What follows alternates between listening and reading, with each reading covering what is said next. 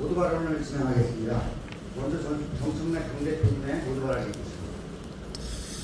네, 오늘 전당대 이후에 첫 현장 최고위로 전남 광주 합동 회의입니다. 그래서 광주 시당위원장님과 전남 도당위원장이 오셨는데 광주 전남 소속 국회의원들은 다 어디 갔어요? 오신 분들은 오셨는데 안 오신 분들은 왜 안 오셨죠? 사무총장께서 왜 안 왔는지 사유를 조사해서 보고하도록 하세요. 이렇게 하시면 안 됩니다.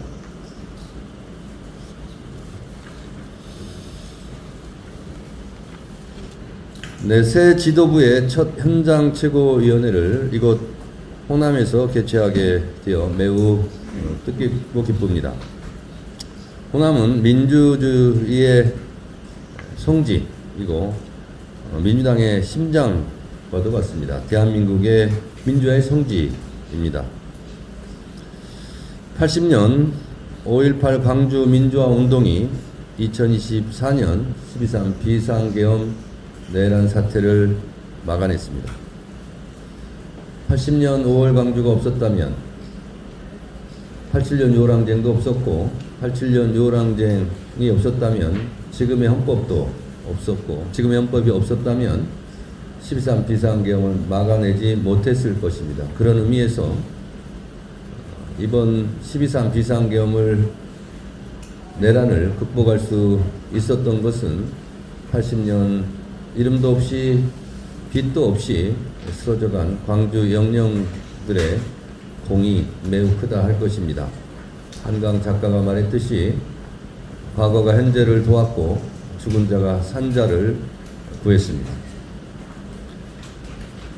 이런 광주의 특별한 희생에 따른 특별한 보상이 이루어졌는가?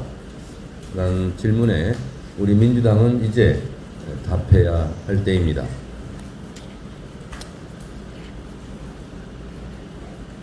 (45년) 전 호남에서 시작된 민주주의의 숭고한 외침이 오늘날 우리의 민주주의를 지켜냈습니다. 호남 없이는 민주당도 민주주의 역사도 존재할 수 없습니다. 이제 그 숭고한 희생과 헌신에 표시나게 실천으로 보답해야 할 때입니다. 그 첫걸음으로 제가 전당대회 때 약속드린 대로 호남 출신 서삼석 최고위원을 지명했고 오늘 그 실천의 일환으로 호남발전 특위위원장으로 서삼석 최고위원을 임명했습니다. 앞으로 호남발전 특위에서 전북, 전남, 광주 지역의 인사들이 골고루 구성될 수 있도록 참여할 수 있도록 해주시고 정치권, 학계, 시민사회들을 총망라해서 숫자는 관계없습니다. 그래서 올해 안에 호남발전 특위에서 호남발전 방향에 대해서 토론하고 그 성과물들을 당에 보고해 주시면 그 내용을 가지고 정부와 협상하도록 하겠습니다.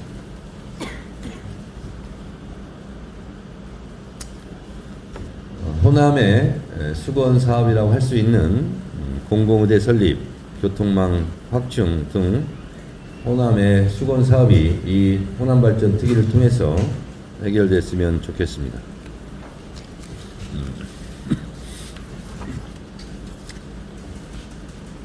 내란 부부 윤석열, 김건희가 마주할 것은 법의 심판뿐입니다. 어제 국민 여러분들께서 똑똑히 들으셨듯이 내란 수괴의 피의자 윤석열 체포가 또다시 무산되었습니다. 참 답답할 노릇입니다. 법원의 영장이 한 사람의 떼쓰는 걸로 이렇게 무력화된다는 것은 대한민국의 법의 지엄함으로 봤을 때 상당히 국민들에게도 통탄할 일입니다. 특검에서는 법대로 발부받은 영장대로 물리력을 동원해서라도 강력하게 집행해 주시기 바랍니다.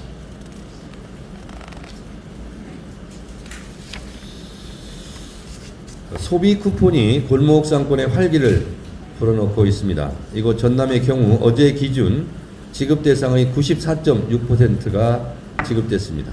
전국적으로 소비 쿠폰 지급 2주 만에 2조 6,518억 원이 사용됐다고 합니다. 전체 지급액의 46%에 해당하는 금액입니다. 30억 원 이하 영세 매장의 매출이 8.7%나 상승했고 특히 음식점 매출은 1조 이상 증가했습니다. 소비 쿠폰이 지역 상권과 골목 경제에 실질적인 도움이 되고 있다는 방증입니다. 이재명 정부 출범 이후 코스피가 3,000을 넘어 뛰었고 민생 추경이 이렇게 실제로 밑바닥 실물 경제에 피가 돌게 하는 그런 아주 좋은 효과를 거두고 있습니다.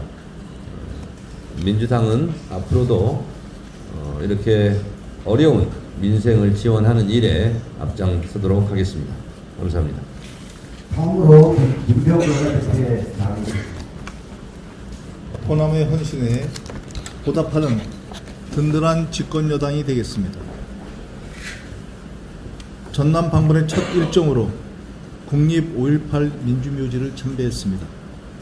이 땅의 민주주의를 위해 모든 것을 바치신 5월 영령들 앞에서 깊은 감사와 존경의 마음을 바칩니다. 5월의 정신은 민주당의 뿌리입니다. 민생과 개혁의 길을 잊지 않게 하는 영원한 나침판입니다. 5월 정신을 가슴 깊이 새기고 국민이 체감하실 수 있는 변화로 반드시 보답하겠습니다. 아울러 최근 집중호우로 삶의 터전을 잃고 고통 속에 계시는 도민 여러분께 깊은 위로의 말씀을 드립니다. 민주당은 신속한 피해 복구와 실질적인 지원이 단 하루라도 더 빨리 이루어질 수 있도록 국회 차원의 모든 역량을 쏟아붓겠습니다. 호남은 늘 대한민국 민주주의 최전선에 서 있었습니다. 국가적 위기 순간마다 올곧은 길을 제시해 줬습니다. 윤석열 내란을 막아내고 탄핵의 민심을 이끌어냈습니다.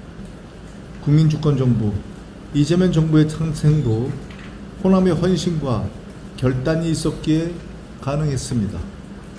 그 정의로운 결단, 그 뜨거운 헌신을 민주당은 결코 잊지 않겠습니다. 호남의 내일을 위한 길에 모든 힘을 다하겠습니다. 우리 전남은 대한민국 농수산업의 핵심 축이자 에너지, 환경, 미래 산업의 전략적 거점입니다. 그러나 수도권과의 격차가 여전히 큽니다. 민주당은 전남의 오랜 수건인 의료 인프라 확충, 첨단 산업 육성, 에너지 환경 선도 사업 등을 강력하게 추진하겠습니다. 청년이 떠나지 않고 꿈꾸며 살아갈 수 있는 교육과 일자리 정책 역시 과감하게 혁신하겠습니다. 특히 정부가 추진 중인 에너지 고속도로 사업은 전남의 미래를 여는 결정적인 전환점이 될 것입니다. 고압 직류 송전망과 AI 기반의 전력망을 통해 전남에서 생산된 재생에너지가 전국으로 고르게 공급되도록 하겠습니다. 중앙정부와 지방정부 그리고 국회가 하나 되어 전남의 민생정부와 미래산업을 강력하게 뒷받침하겠습니다. 민주당은 책임있는 집권여당으로서 말이 아닌 실천으로 약속이 아닌 성과로 보답하겠습니다. 호남이 살아야 대한민국이 삽니다. 호남의 뜻, 민주주의 가치를 가슴에 품고 국민의 삶을 지키고 호남의 내일을 여는 정치를 이어가겠습니다. 감사합니다. 다음으로 주철현 전남 도당위원장의 발언입니다. 전남도당위원장 주철현입니다. 정청래 당대표님과 최고위원님들의 전남 방문을 진심으로 환영합니다. 아울러 지난 2일 전당대회에서 당원과 국민의 압도적 선택으로 새롭게 당을 이끌고 계신 정청래 대표님과 황명선 최고위원님, 호남을 대표해서 최고위원으로 임명되신 서삼석 최고위원님께 다시 한번 축하의 말씀을 드립니다.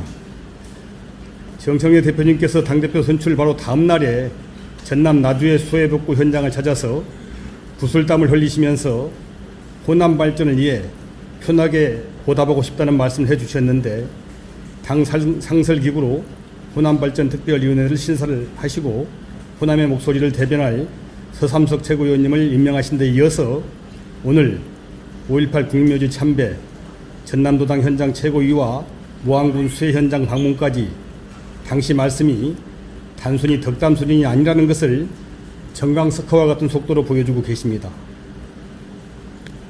지난 대선에서 우리 전남이 85.87%라는 전국 최고 득표율로 이재명 대통령 당선을 앞장서서 견인했지만, 해수부 부산 이전과는 달리 전남에는 아직 가시적인 무언가가 없어서 잘못 아쉽다는 도민들의 말씀이 많던 차였습니다.